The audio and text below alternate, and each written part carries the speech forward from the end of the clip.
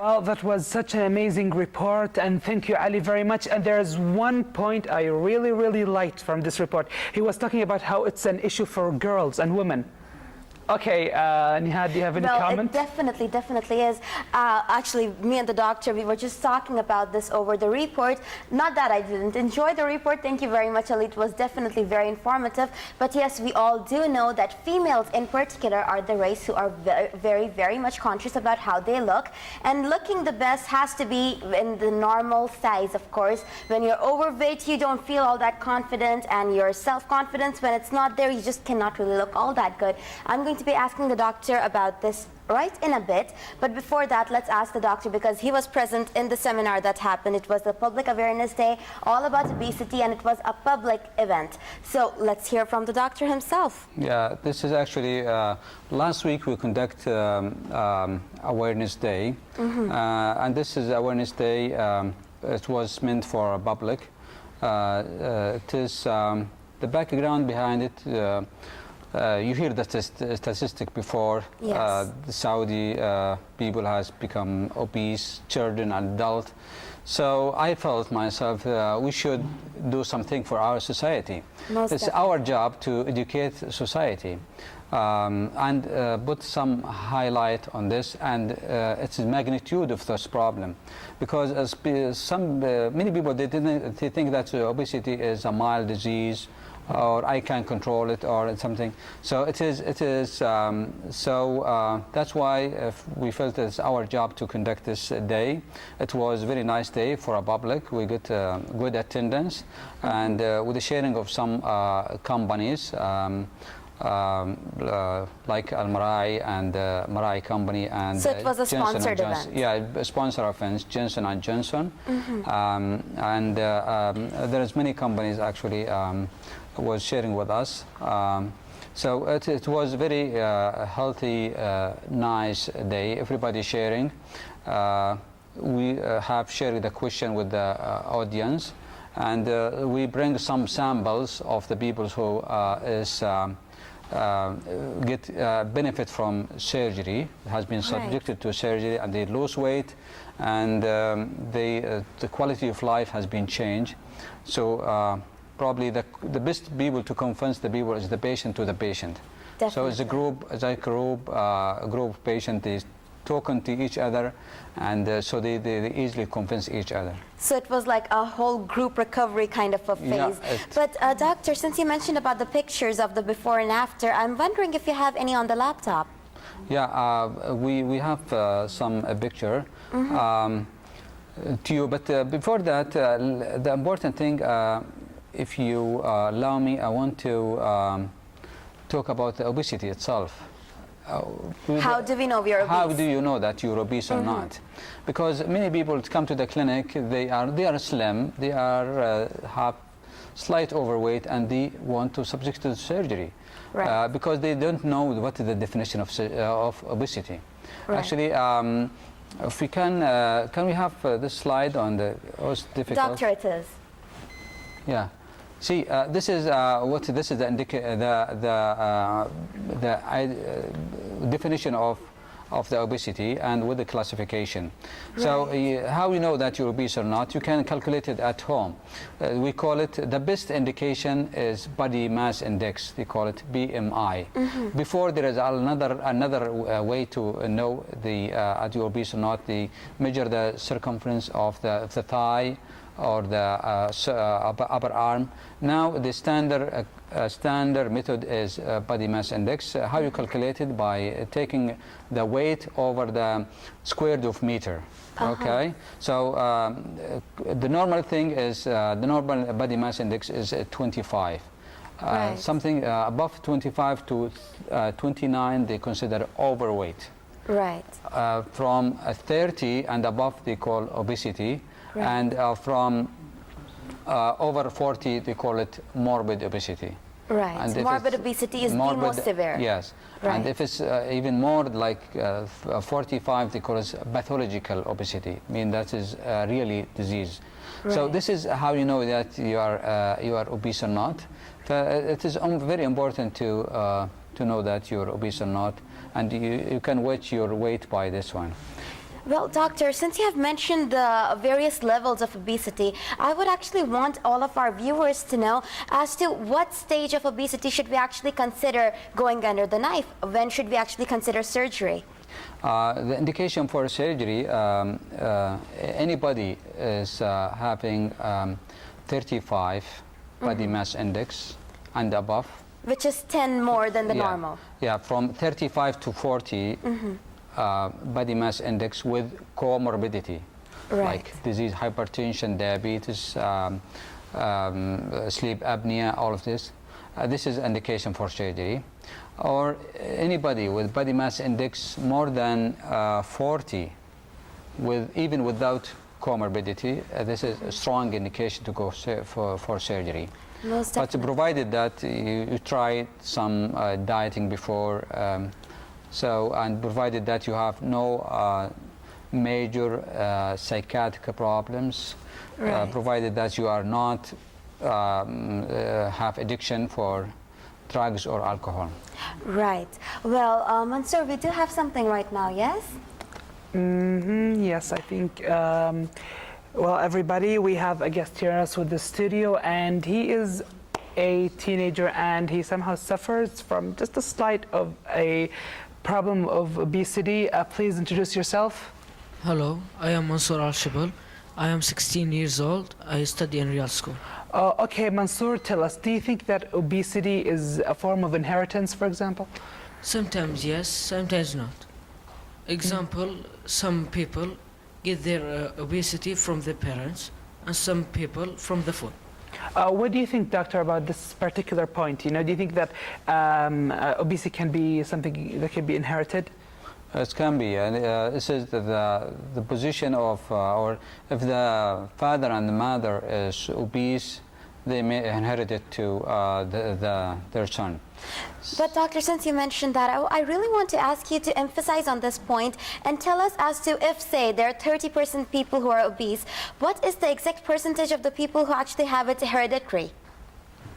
As I mentioned, if you like, there is no numbers you can say, but Right. we call it like. But isn't it quite rare, doctor? It is what we call it familial disease. Once it's run in the family, so if your father and mother is obese, there is a good chance that you will be also obese. Yeah. Right. Well, moving on back to you, Mansoor. Okay, like you're just 16 right now. Have you actually tried doing some exercises and actually trying to balance your diet, getting all of the good junk food that we love so much out of your diets, and just really, really, you know, trying to go all healthy, eating your vegetables, and perhaps, you know, starting a little bit more of that protein getting inside of your body? Well, I tried sometimes, but And? I all failed. You failed? Yes. Well, doctor, what do you think are reasons for failure? Motivation. Motivation? Yeah. Okay, when you started this diet, were you like determined to lose weight, or you just, you know, played us up kind of game or something? Just once. Just once? You were Just very once? determined? Okay, no. Okay, here, let me tell you something. It might sound very comforting, but I don't think you're obese. I honestly do not believe you're obese. You're just a young kid and you're out there. Maybe you should go a little bit more for soccer practice, and inshallah, you will be losing the little bit of the overmass you have. And trust me, trying just once is not good enough. You should at least try it 3 times before sitting back down and saying you're obese, because you're not. So you should just think about it. And as you know, we were giving nicknames. So we called him the shrink. So he's the shrink. You can talk to him about this. But most definitely, you are not obese. Don't take it to your heart. Just try and get it to your mind and start working out for it. Because if you're just going to sit back, do nothing about it, nothing is going to happen anyways. That's such a wonderful advice. What do you Thank think? Well, I will try. You will try again? Yeah, that's what everyone should try again, you know, like giving someone a second chance, you should try again. And No, try harder this time. And he should also try all. It's not one solution. I mean, it's like you don't stop from the dieting and spend a lot of time in the computer and the internet and the PlayStation. So you have to change. PlayStation, addiction, big time. Yeah, you should. I mean, change whole lives. I mean, the whole style of life. Well, I can see on the plasma screen right now, this is a very obese man. Yeah. I believe somewhere around his late 20s. Yes, this is his weight. Weight is around 190. Oh my God. Yeah. Right. So this is the guy after he loses weight. So Mashallah. Wow. yeah. So it's changed. Very He's changed a significant lot. difference. Yeah. It's big difference. And doctor, what surgery did he go through? He went for a sleeve gastrectomy, what you call it, laparoscopic sleeve gastrectomy. Right, and what is like the procedure? Just very briefly, we are not really medical students here. Yeah. Actually, this is just you remove about 2/3 of the stomach. You remove it, Right. and you remove it completely, and he stay only with less than 1/3 of the stomach. And you stay. They call it stabiling of the stomach or sleeve gastrectomy. You make it like a sleeve, you know, like a sleeve. So you just cut half of it. You cut more than half, actually, 2/3, and the rest Right. 1/3. Yes. the stomach. So it actually makes the person not all that hungry all of the time. Yes, he's depend on small meal, small frequent meal. Well, as we heard, doctor, that you have some form of surprise for us. You know, something concerning a patient? Yeah. We have one of our patients here. He's coming. You can Let's bring see. him now. Yeah. Okay. Well, Mr. Ashraf, we would definitely like you to bring in yourself. And guys, you know what? This is the surprise of the day. We have got actually a patient who underwent surgery, as I said, under the knife. And assalamu alaikum, Mr. Ashraf. Salam. Nice to see you.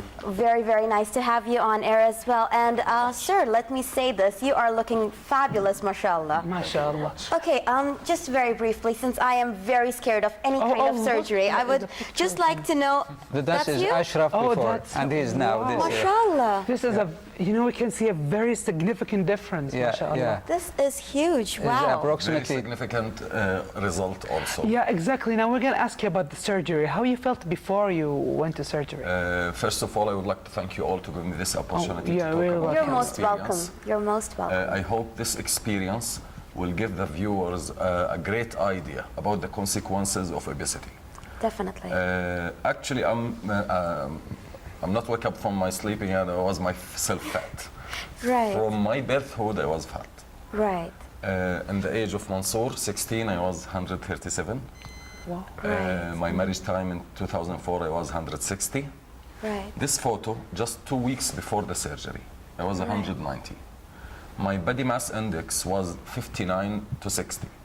And this is categorized as a super morbid obese. Right. From the name, you can understand It is scary. Yeah, it's scary.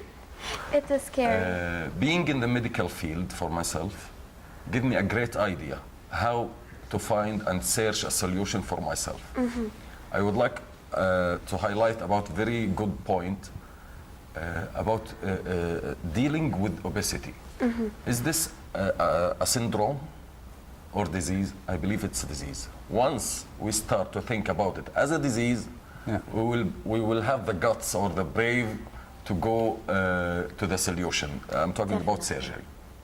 Usually in patients with BMI over than 50 or even over than 40, the surgery is the great solution for them. Why? Right. Because the obesity nowadays is related to our behavior in eating Most and our definitely, lifestyle. I believe that my main problem was the lifestyle or the eating behavior. Right. This type of surgeries give me the chance to adjust myself. I stop eating junk food. I chew very well. And within 18 months, my weight decreased 100 kilo. Now I'm around 95, 92. Mashallah, and that's Yes. very healthy because I believe you're a very, very tall man. Yes. Yeah, exactly, and also hearing it from you, especially that someone has undergone surgery and he suffered from obesity before, you know, it can also give hope to many of people out there who want to lose weight. But right now, before we come back to you, we'd like to, we have a report for you, everyone, and I'm going to be back after this report.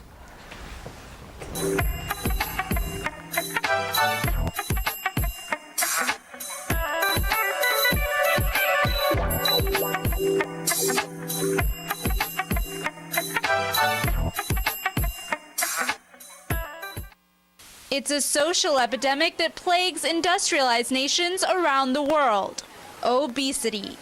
And one of the most at-risk populations, youth and young adults.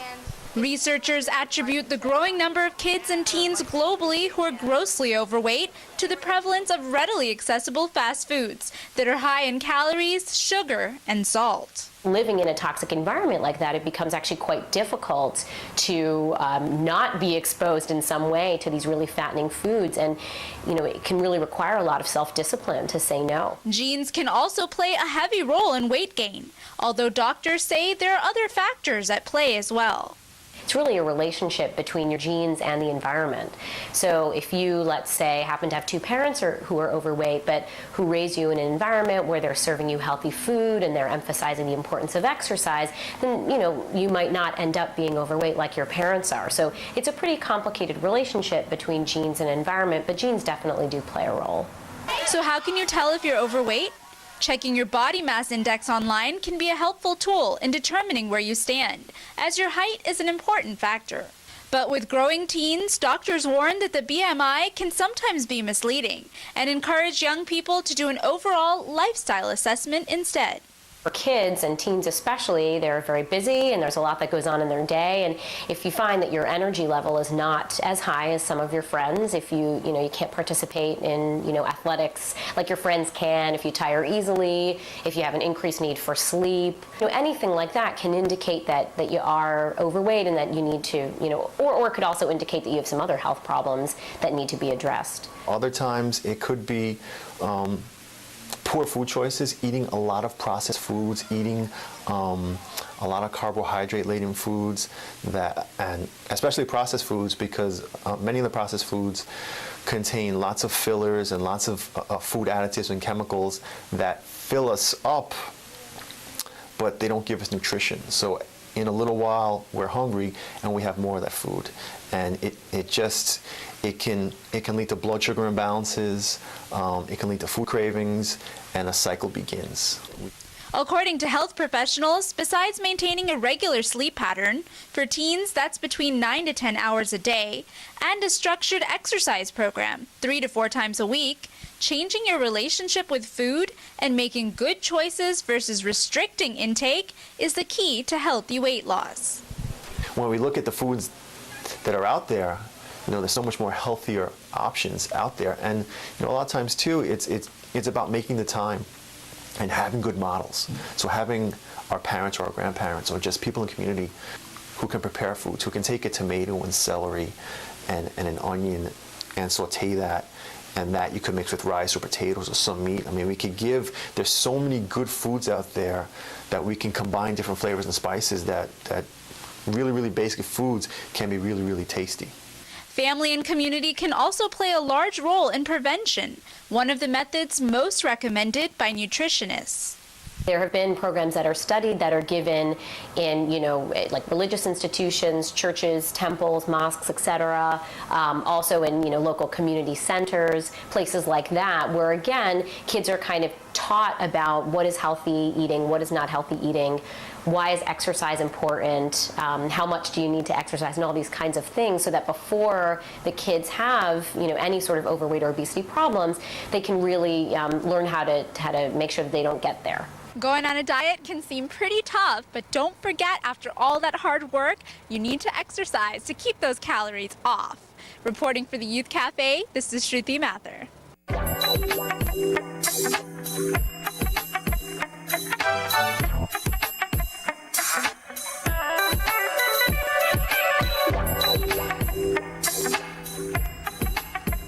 Well, hey guys, we're back from that awesome report. Thank you very much, guys. We actually got a big insight as to how the people actually feel, the kids who are obese, what did they think about and everything. So it was a wonderful report all in all. And over here we've got a wondrous case. And as miraculous as it looks, guys, once you shed off all that weight, you definitely feel good and you look so much better. So Mr. Ashraf, I would like to come back to you. And you were talking about how your life actually changed drastically after your surgery. So give us an insight about that.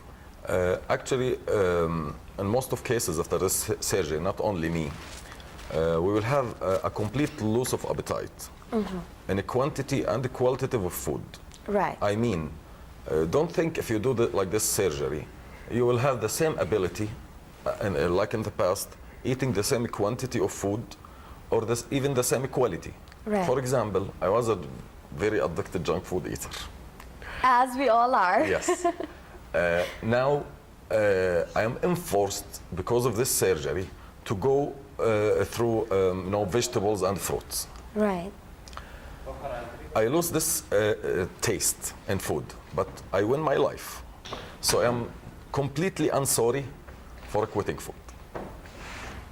My life, alhamdulillah, is a change 180 degree. Only one surprise, more surprise for this night. I will show you one of my old clothes. Actually, this is the last scrub suit which I made. Oh, this should be very interesting. Yeah. Can I stand up, please? Yes, most definitely, This is sir. before surgery, at least. Suspense is killing me. Hurry up. Only 1 month before surgery. I did it with that special tailor to me. Oh my Yes. goodness. Okay, It seems like you can have two of you in this now. Yes. Mashallah. everybody just look at this and see how this person has lost weight and his life has changed. Hopefully this will inspire you. This is also this amazing, one. mashallah. And You're also half this of one. what you used to be. Yeah. Even less than half, probably. Okay, Mansoor, So- we will use the fraction known as quarter. He's quarter of what he used to be. We split him half, actually. I split him half. Ah, so in it's, half. Okay, so We talk about So it used to be bigger? 50% of my. we split him half. He's now as Well, I believe Actually, you're I not lost- missing your other half Actually, now. I lost my twin brother. hopefully, well, do you miss him or something? and surprising he get a baby after that. Mashallah. so- Mashallah, congratulations about that. Congratulations. Yeah. So it is all in all a win-win situation, guys. This is what really how big a change it actually makes in your life. And I definitely do hope that all of you out there who feel that you are overweight, you should definitely go to a nutritionist or a pediatrician, as our doctor right here in the studio. Get to know about your BMI, learn more about whether you're obese or not. And if you are, guys, consider some kind of a surgery, because trust me, it is worth the effort, it's worth the change. But I want to get back to you, sir, and I want to ask you one thing, and as well as you, doctor, that once we are such a junkie, we actually are craved. We have these cravings to have chocolates, we have these cravings to have fast food. After the surgery, what do we do with our cravings? Yani, do we get those cravings, and how do we actually deal with it? How you feel after that? Wallahi, I will back again to the point of food addiction and junk Right. food addiction. Don't think it's easy thing that I will decide from today, wallahi, to do a diet. This is printed in your brain. This is something from your childhood, birthhood, eating style.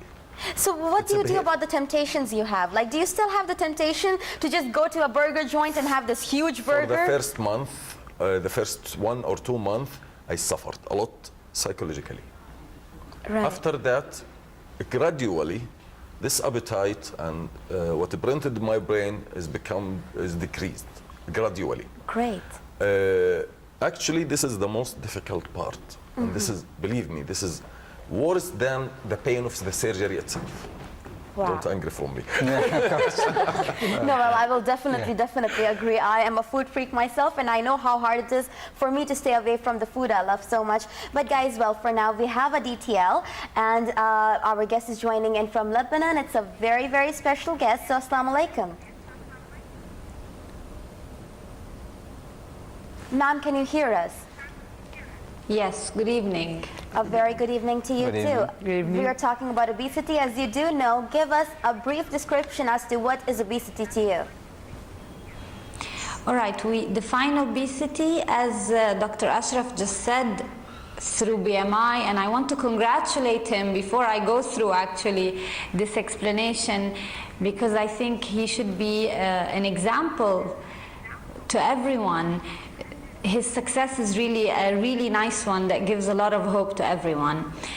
Anyhow, going to obesity and how we define obesity, According to the American Dietetic Association, we should be using BMI, which is an index that measures weight in relationship with the height square, as if you want the golden standard somehow to define obesity. And along with it, we should be using waist circumference, which is an indicator of abdominal obesity in particular. There are certain cutoff points that are applicable to males and other ones that are applicable to females, and that tell us whether or not a person is suffering from abdominal obesity in particular, which is the type of obesity that has been correlated more with health impacts, and mostly negative health impacts and diseases. So we consider somebody obese if they have a BMI which is above 30. And then we go through class 1, class 2 obesity. If BMI goes above 35, above 40 it becomes morbidly obese, and as we go higher and higher, the obesity becomes more severe. As for waist circumference, a waist circumference which is above 98 centimeters for males is considered to be is like a diagnostic tool for abdominal obesity, and above 88 centimeters for females is an indicator of abdominal obesity in females. Well, most definitely. Ma'am, I would also like to ask you, since you are coming out from Beirut, which is like the heart of Lebanon, I would want to ask you how many people are actually obese back there, because we know that they're very, very beauty conscious in that part of the world in particular. It's really true what you're telling us right now.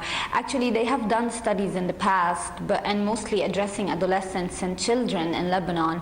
And what they have noticed is that the rate of obese children is really similar to that of the rest of the world. However, when it comes to adolescents, and particularly female adolescents, we seem to have lower percentages of obesity.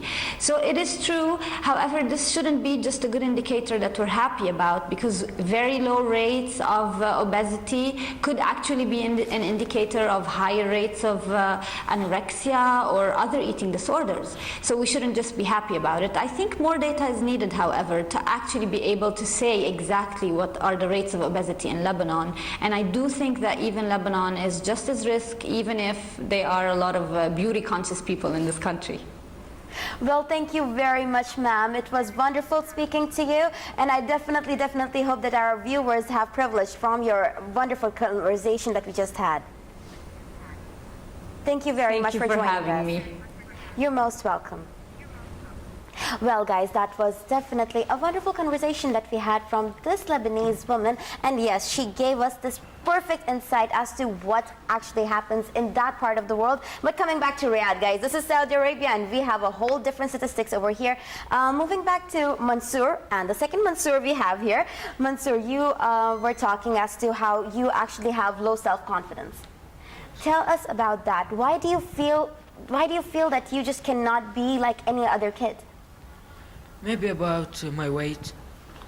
If some of my friends are running, I can't run with them. Oh, so you think that, you know, seeing other people doing things that you are not capable of gives you lower self-confidence? Yes.